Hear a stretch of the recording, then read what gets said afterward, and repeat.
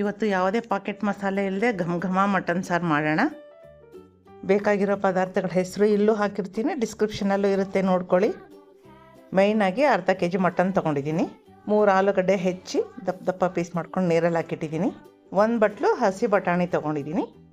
ನೋಡಿ, ಈ ಮಸಾಲೆ ಎಲ್ಲ ಒಗ್ಗರಣೆಗೆ ಬೇಕಾಗಿರೋದು. ಈ ಮಸಾಲೆಗಳು ಪೌಡ್ರ್ ಮಾಡ್ಕೊಳ್ಳಿಕ್ಕೆ, ಇದು ಮಸಾಲೆ ರುಬ್ಲಿಕ್ಕೆ. ಎಲ್ಲನೂ ನಾನು ಸಪ್ರೇಟಾಗಿ ಅಲ್ಲಿ ಮೆನ್ಷನ್ ಮಾಡಿದ್ದೀನಿ. ಇದು ಪುಟ್ಟ ತೆಂಗಿನಕಾಯಿನಲ್ಲಿ ಅರ್ಧ ತೆಂಗಿನಕಾಯಿ ತೊಗೊಂಡಿದ್ದೀನಿ. ಮಟನ್ ಎಲ್ಲ ಚೆನ್ನಾಗಿ ತೊಳ್ಕೊಂಡು ಈ ಥರ ನೀರು ಬಸಿಯೋ ಥರ ಕ್ಲೀನಾಗಿ ಈ ಥರ ಜಾಲರಿನಲ್ಲಿ ಇಟ್ಕೊಂಬಿಡಿ. ಮೊದಲಿಗೆ ಸ್ಟವ್ ಮೇಲೆ ಒಂದು ಕುಕ್ಕರ್ ಪಾತ್ರೆ ಇಟ್ಟು ಅದಕ್ಕೆ ಮಟನ್ ಹಾಕ್ಕೊಂಬಿಡೋಣ. ನನ್ನ ಫ್ರೆಂಡ್ ಒಬ್ರು ಹೇಳ್ತಾಯಿದ್ರು, ಹೆಂಗೆ ಮಾಡಿದ್ರು ರಬ್ಬರ್ ಥರ ಇರುತ್ತೆ, ಸಾಫ್ಟಾಗಿ ಬರೋದೇ ಇಲ್ಲ ಮಟನ್ನು ಅಂತ.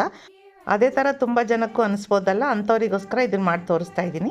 1 ಸ್ಪೂನ್ ಉಪ್ಪು ಹಾಕಿದ್ದೀನಿ, 1 ಸ್ಪೂನ್ ಅರಿಶಿಣದ ಪುಡಿ ಹಾಕೋಣ. ಸ್ವಲ್ಪ ಚೆನ್ನಾಗಿ ತಿರುಗಿಸ್ಬಿಟ್ಟು 1 ಕಾಫಿ ಲೋಟದಷ್ಟು ನೀರು ಹಾಕ್ಕೊಳ್ತೀನಿ. ಯಾಕೆಂದರೆ ಮಟನಿಂದನೇ ಬೇಕಾದಷ್ಟು ನೀರು ಬರುತ್ತೆ. ಇದನ್ನು ಮುಚ್ಚಳ ಮುಚ್ಚಿ 3 ವಿಜಲ್ ಕೊಡ್ತೀನಿ.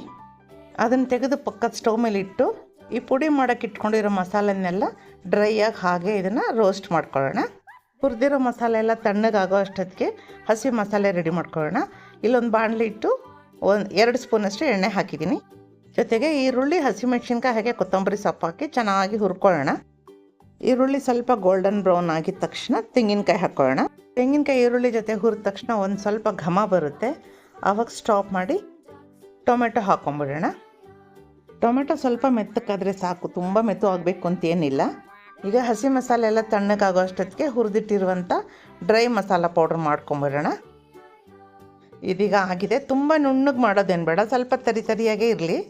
ಈಗ ಈ ಮಸಾಲೆ ಎಲ್ಲ ರುಬ್ಕೊಂಬಿಡೋಣ. ಇದಕ್ಕೆ ನಾವು ನೀರು ಹಾಕಬಾರ್ದು, ಹಾಗೆ ರುಬ್ಬಬೇಕು. ಒಂದು ಅರ್ಧ ಕಾಫಿ ಲೋಟದಷ್ಟು ನೀರನ್ನ ಬಾಣಲಿಗೆ ಹಾಕಿಡೋಣ. ನೋಡಿ, ರುಬ್ಕೊಂಬಂದಿದ್ದೀನಿ. ಒಂದು ಸ್ವಲ್ಪನೂ ನೀರು ಹಾಕಿಲ್ಲ, ಟೊಮೆಟೊದಲ್ಲೇ ನೀರು ಇರುತ್ತಲ್ವ, ಅದರಿಂದ ನುಣ್ಣಗಾಗೋಗುತ್ತೆ. ಆದ್ರೂ ಸ್ವಲ್ಪ ನೀರು ಹಾಕಬೇಕಾಗುತ್ತೆ. ಆ ನೀರು ನಾವು ಈ ಬಾಣಲಿನಲ್ಲಿ ಹಾಕಿಟ್ಟಿದ್ದೀವಲ್ಲ, ಆ ನೀರನ್ನ ಹಾಕ್ಕೊಳ್ಳೋಣ. ಇದೆಲ್ರಿಗೂ ಗೊತ್ತಿರೋಂಥ ವಿಚಾರನೇ, ಆದರೆ ಈಗೀಗ ಕಲಿತಾ ಇರ್ತಾರಲ್ಲ ಅಂಥವ್ರಿಗೋಸ್ಕರ ತೋರಿಸ್ತಾ ಇದ್ದೀನಿ ಫ್ರೆಂಡ್ಸ್. ನೋಡಿ, ಮಟನ್ ಬೆಂದಾಗಿದೆ, 3 ವಿಜಲ್ ಕೊಟ್ಟಾಗಿದೆ. ನೋಡಿ ಎಷ್ಟು ನೀರು ಬಂದಿದೆ ಅಂತ. ಈಗ ಮಟನ್ನೆಲ್ಲ ಬೇರೆ ಪಾತ್ರೆಗೆ ಶಿಫ್ಟ್ ಮಾಡಿಕೊಂಡು ಇದಕ್ಕೆ 1 ಟೇಬಲ್ ಸ್ಪೂನಷ್ಟು ಎಣ್ಣೆ ಹಾಕ್ತಾಯಿದ್ದೀನಿ. ಈಗ ಒಗ್ಗರಣೆಗೆ ಎಲೆ ಹಾಕೋಣ, ಆಮೇಲೆ ಈರುಳ್ಳಿ ಹಾಕೋಣ. ಈರುಳ್ಳಿನ ಸ್ವಲ್ಪ ಬ್ರೌನ್ ಆಗೋವರೆಗೂ ಹುರಿದಿದ್ದಾದಮೇಲೆ ಶುಂಠಿ ಬೆಳ್ಳುಳ್ಳಿ ಪೇಸ್ಟ್ ಹಾಕೋಣ. ಈಗ ಶುಂಠಿ ಬೆಳ್ಳುಳ್ಳಿ ವಾಸನೆ ಎಲ್ಲ ಹೋಗೋವರೆಗೂ ಚೆನ್ನಾಗಿ ಹುರಿಬೇಕು. ಶುಂಠಿ ಬೆಳ್ಳುಳ್ಳಿ ವಾಸನೆ ಕಡಿಮೆ ಆದಮೇಲೆ ಬೇಯಿಸಿಟ್ಟಿರುವಂಥ ಮಟನ್ ಪೀಸಸ್ ಮಾತ್ರ ಹಾಕ್ತಾಯಿದ್ದೀನಿ. ಅದೊಂದು 2 ನಿಮಿಷ ಚೆನ್ನಾಗಿ ಹುರ್ಕೋಬೇಕು. ಈಗ ಇದಕ್ಕೆ ಆಲೂಗಡ್ಡೆ ಹಾಕ್ಕೊಳ್ತಾ ಇದ್ದೀನಿ. ಆಲೂಗಡ್ಡೆನೂ ಒಂದು 2 ನಿಮಿಷ ಚೆನ್ನಾಗಿ ಹುರಿಯೋಣ.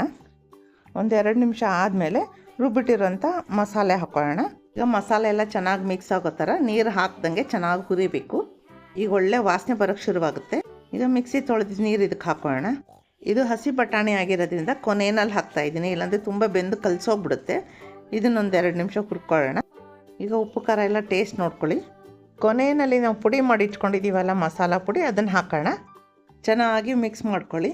ಮಿಕ್ಸ್ ಮಾಡಿಕೊಂಡು ಈ ಸಾರೆಲ್ಲ ಸ್ವಲ್ಪ ಗಟ್ಟಿಯಾಗಿದ್ದರೆ ಚೆನ್ನಾಗಿರುತ್ತೆ, ತುಂಬ ತೆಳುವಾದರೆ ಚೆನ್ನಾಗಿರಲ್ಲ. ನಿಮ್ಗೆ ಹೇಗೆ ಬೇಕೋ ಅಷ್ಟು ನೋಡಿಕೊಂಡು ಕನ್ಸಿಸ್ಟೆಂಟಿಗೆ ನೀರು ಹಾಕ್ಕೊಳ್ಳಿ.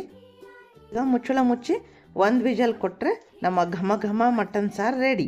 ಈ ಸಾರಲ್ಲಿ ಯಾವುದೇ ಥರ ಪ್ಯಾಕೆಟ್ ಮಸಾಲೆ ಹಾಕಿಲ್ಲ, ಎಲ್ಲ ಫ್ರೆಶ್ಶಾಗಿ ಮಾಡಿ ಹಾಕಿರೋದ್ರಿಂದ ಸಾರು ಮನೆಯೆಲ್ಲ ಘಮ ಘಮ ಅಂತ ವಾಸನೆ ಬರ್ತಾಯಿದೆ. ಬನ್ನಿ ನೋಡೋಣ. ನೋಡಿ ಎಷ್ಟು ಚೆನ್ನಾಗಾಗಿದೆ ಸಾರು. ಫ್ರೆಂಡ್ಸ್, ನಿಮ್ಗೆ ರೆಸಿಪಿ ಇಷ್ಟ ಆಗಿದೆ ಅಂದ್ಕೊಳ್ತೀನಿ. ನೀವು ಮನೇಲಿ ಟ್ರೈ ಮಾಡಿ, ಹಾಗೆ ಹೇಗೆ ಬಂತು ಅಂತ ಹೇಳೋದನ್ನು ಮರಿಬೇಡಿ. ನೋಡಿ ಎಷ್ಟು ಚೆನ್ನಾಗಿ ಬಂದಿದೆ ಅಂತ. ಈಗ ಈ ಸೊಪ್ಪನ್ನೆಲ್ಲ ತೆಗೆದಾಕ್ಬಿಡೋಣ, ತುಂಬ ಡಿಸ್ಟರ್ಬ್ ಮಾಡುತ್ತೆ. ನಾನಿಲ್ಲಿ ಇದು ನನ್ನ ಮೊಮ್ಮಕ್ಕಳಿಗೆ ಮುದ್ದೆ ಜೊತೆ ಕೊಡ್ತಾಯಿದ್ದೀನಿ. ಫ್ರೆಂಡ್ಸ್, ನೀವು ಮನೇಲಿ ಟ್ರೈ ಮಾಡಿ, ಹೇಗೆ ಬಂತು ಅಂತ ಹೇಳೋದನ್ನು ಮರಿಬೇಡಿ. ಇದೇ ರೀತಿ ಈಸಿ ರೆಸಿಪೀಸ್ಗೆ ನನ್ನ ಚಾನಲ್ನ ಫಾಲೋ ಮಾಡೋದನ್ನು ಮರಿಬೇಡಿ. Thank you friends, thank you for watching.